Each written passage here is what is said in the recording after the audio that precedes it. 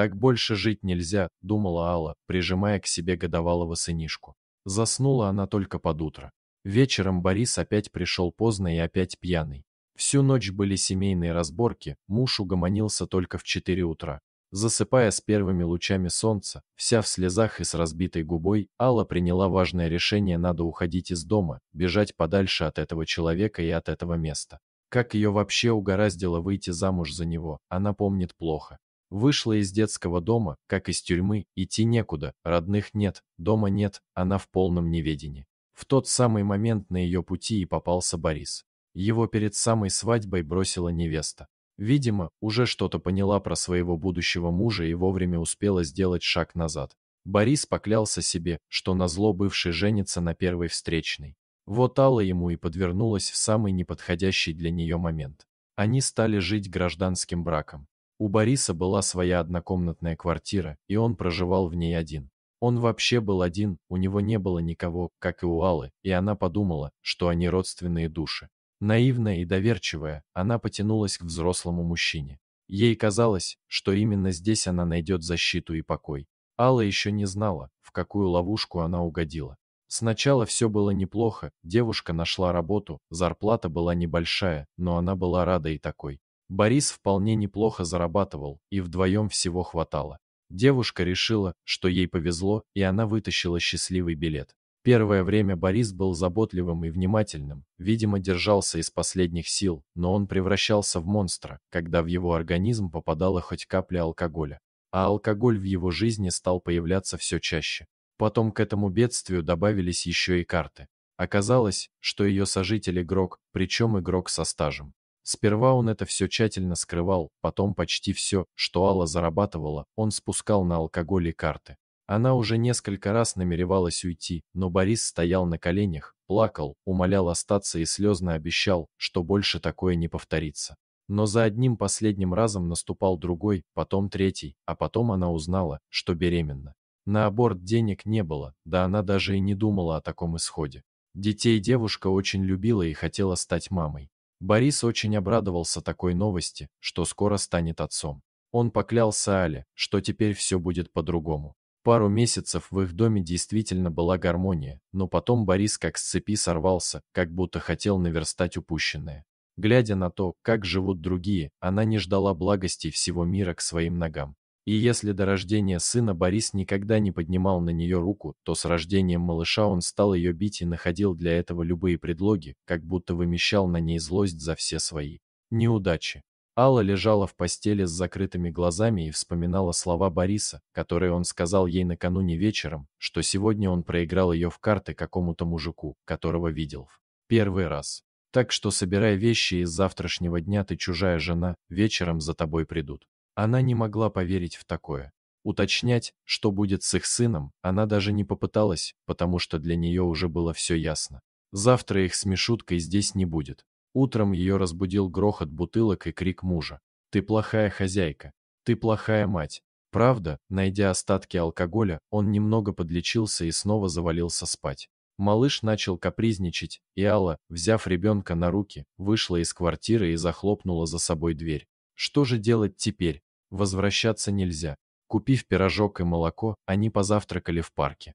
Мысль уехать за город не покидали ее, и она решилась. Сев в электричку, выбрав конечную станцию, они уехали из города. Она выбрала именно эту станцию, потому что ее название ей казалось каким-то знакомым. Где-то она уже слышала это необычное слово «особь». Ей вдруг показалось, что она знает его очень давно, еще с детства. А может, это как-то связано с ее семьей? Ведь она ничего не знает о себе. Кто она, откуда, почему оказалась в детском доме? Она не знает никого из родных и даже близких. В ее деле написано «сирота, подкидыш». Приехав на станцию уже после обеда, девушка не знала, что делать дальше. Пройдя по перрону между торгующими овощами и фруктами женщин, она уже думала возвращаться обратно в город. «Ты расскажи, девонька, что ты ищешь на станции? Может, жилье снять хочешь?» — спросила одна из женщин. «Хочу», — уверенно ответила Алла, хотя денег у нее было очень мало. «Так живет у нас Матрена на хуторе, недорого берет с постояльцев. Здесь недалеко, километра 3, и женщина махнула рукой в сторону леса. Иди, не бойся, тут недалеко найдешь старый домик.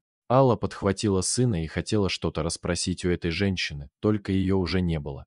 Оглянувшись по сторонам, девушка немного замешкалась. Ее пугала незнакомая дорога, уходящая в лес. Немного подумав, Алла с Мишуткой на руках решилась идти. На краю леса дорога перешла в узкую тропинку, еле заметную в траве. Лес встретил их прохладой, щебетом лесных птиц и запахом цветущих растений. Дорога была приятной и нетрудной.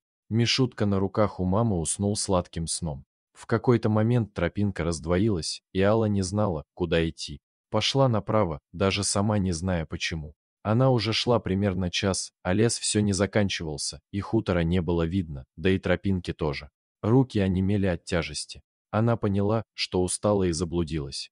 Девушка решила отдохнуть и присела на пенек. Слезы потекли у нее из глаз. Да почему же она такая несчастливая? Из дома ушла, так еще и в лесу заблудилась. И как теперь выбираться? Как искать этот хутор? Вдруг она услышала за спиной тихие шаги и хруст веток. Она повернулась. Волк стоял совсем рядом и внимательно смотрел на нее. Ужас застыл в глазах девушки. В этот момент она не думала о себе. Все ее мысли были о маленьком сыне.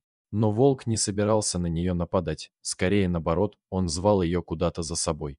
Это она поняла по его странному поведению.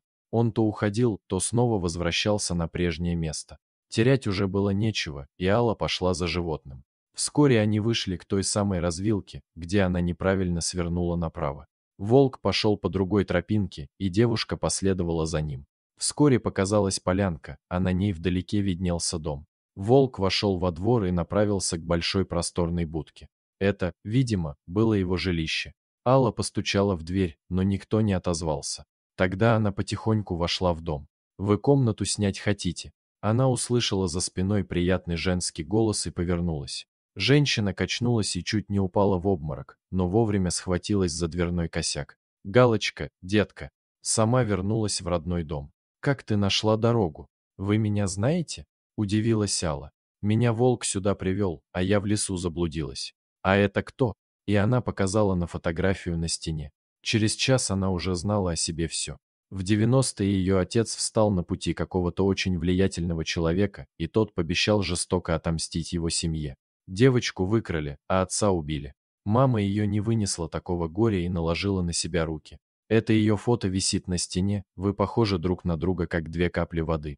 Я пыталась тебя отыскать, но все безуспешно. Видимо, тебя гораздо позже подкинули в детский дом, потому что я у них была несколько раз. А может, было все проплачено. Времена тогда были очень подлые. Так что это твой дом, девочка. Он принадлежит вам по праву. Дорогие зрители, если вам понравилось это видео, то ставьте лайк и подписывайтесь на наш канал. До свидания.